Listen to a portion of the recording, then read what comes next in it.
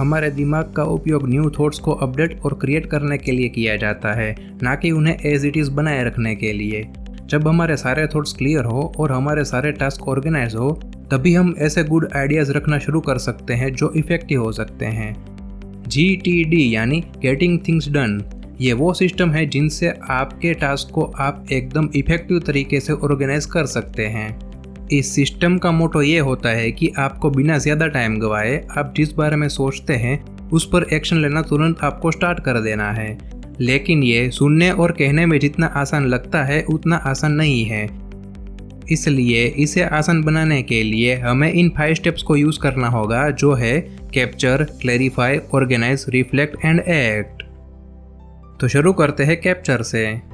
Getting things done का ये first step हमारे आइडियाज़ और हमारी ओपन थॉट्स प्रोसेस को सही तरीके से कैप्चर करने के लिए है। ये हम तब तक कर सकते हैं जब तक हमारे न्यू आइडियाज़ एंड थॉट्स को एक पर्टिकुलर जगह पर हम नोट डाउन करके रख सकें, जो तब तक आपके पास ऐसे ही रहेंगे जब तक आपको ये तय करने का टाइम नहीं मिलता कि वो आइडियाज़ के साथ आपको ऐसा क्या करना चाहिए जिनसे उन्हें एक्सप्रेस किया जा सके। यानी एक तरह से कहा जाए तो हम हमारे एक न्यू आइडिया को इस तरह से अपने पास रखें कि इन्हें हम भूल न जाए और जब टाइम आए तब हम इन्हें रिमेंबर कर इन पर काम कर सकें। आपके दिमाग में नए नए आइडियल थॉट्स का आना और ये सोचना कि आप इसे याद रखेंगे यह काफ़ी नहीं होता। इनसे हमारा मतलब ये नहीं है कि आप सक्सेस नहीं हो सकते या इसे याद नहीं रख सकते, बल्कि इसलिए है कि ये कुछ ऐसा है जो आपको उस मोमेंट में याद नहीं आते जब आपको इन्हें अप्लाई करने की ज़रूरत हो। आज से ही आप एक काम करें, हर एक आइडिया को कैप्चर करने के लिए एक स्पेसिफिक नोटबुक क्रिएट करें। हर बार जब किसी भी आइडिया के बारे में सोचते हैं तो उसे तुरंत इस बुक में नोट डाउन कर लें।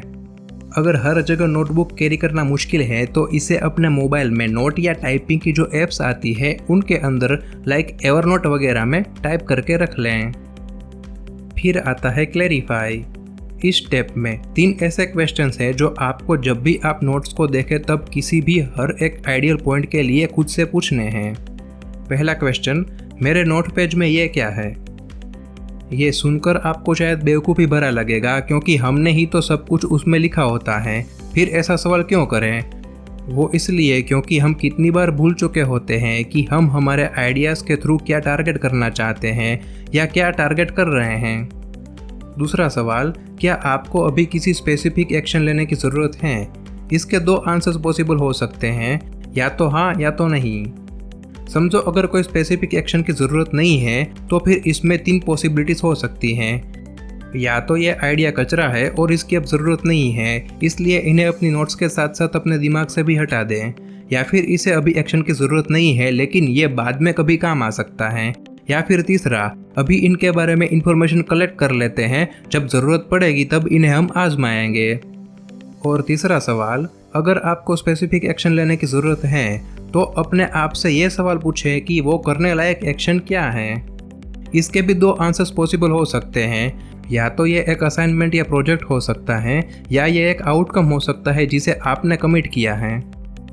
अगर ये एक असाइनमेंट या प्रोजेक्ट है जो आपके दिमाग में है तो इसे अपनी प्लानिंग और टास्क की लिस्ट में ले जाएं, जहां आप बाद में केयरफुली रिसर्च कर सकें। अगर ये कोई असाइनमेंट या प्रोजेक्ट नहीं है, अगर आपको इसे कंप्लीट करने के लिए 2 मिनट या ज़्यादा टाइम लग सकता है तो आपको अभी इसे एग्जीक्यूट करने के बजाय इसे पोस्टपोन कर देना होगा और एक या ज़्यादा लिस्ट क्रिएट करके इसे एज अ ट्रैक रिकॉर्ड रखना होगा। अब ये लिस्ट किस किस टाइप्स की होनी चाहिए वो अब हम अगले स्टेप में जानेंगे, जो है ऑर्गेनाइज। यहाँ हमारे नोट लिस्ट को रिमाइंडर और मटेरियल्स के हिसाब से 8 अलग अलग टाइप्स में सेट करने के बारे में बताया गया है। ये 8 टाइप्स कुछ इस तरह से है, जैसे कि ट्रैश, इंक्यूबेट यानी समबडी या may be list, reference material, list of on hold, calendar of actions and information, following list of actions, list of projects and checklist. ये 8 टाइप्स आपके सिस्टम को आपके नोट पेजेस में सही से ऑर्गेनाइज करने के लिए कैटेगराइज की गई हैं ताकि ठीक तरह से हम इसे ट्रैक कर पाएँ। यह ध्यान रखना सबसे इम्पोर्टेंट है कि हर एक कैटेगरी को किसी न किसी तरह से नोटबुक में या कोई डिजिटल डिवाइस में सेव करके रखना होगा। इससे हम एक एम्बिएंट और आसान ऑर्गेनाइज सिस्टम कर पाएंगे जो हमारे आइडियाज़ को ज़बरदस्त तरीके से एक्सप्रेस करने में काफ़ी हेल्पफुल हो सकें। क्योंकि ये आपके दिमाग को अनवैल्यूएबल थॉट से आज़ाद करने और इम्पोर्टेंट चीज़ों पर ध्यान देने की ओर इंस्पायर करता है।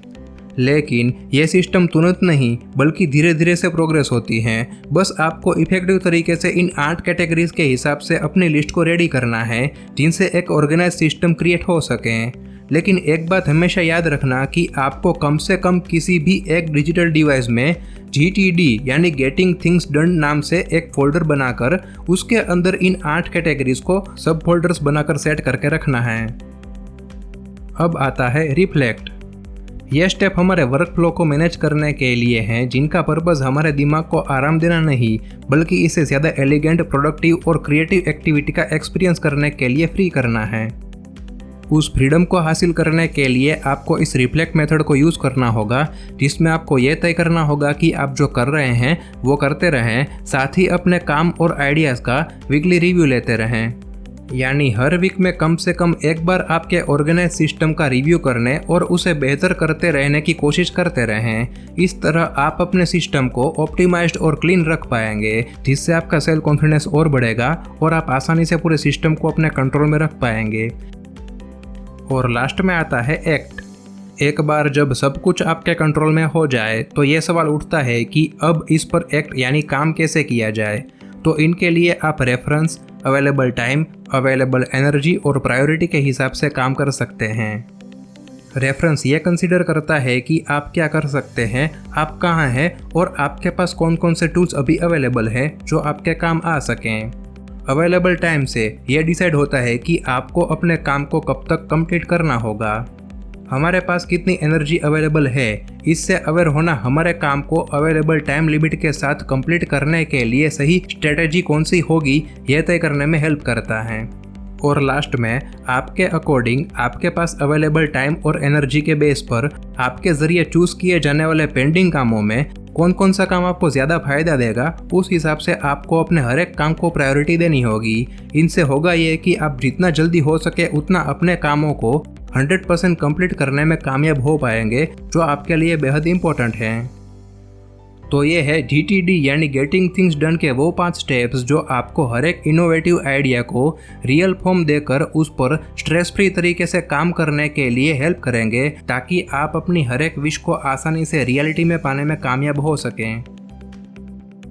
अगर आप और भी डीप में जानकारी पाना चाहते हैं इन 5 स्टेप्स के बारे में तो ये book getting things done the art of stress free productivity आपको ज़रूर पढ़नी चाहिए, जो लिखी है American productivity consultant David Allen ने। इस बुक को खरीदने या ऑनलाइन ई बुक डाउनलोड करने के लिए डिस्क्रिप्शन में दिए गए लिंक पर क्लिक करें और परचेस करें। Your mind is for having ideas, not holding them, just get the things done on them. फिर मिलेंगे अगले वीडियो में नए टॉपिक के साथ। तब तक के लिए धन्यवाद and keep connecting with us always.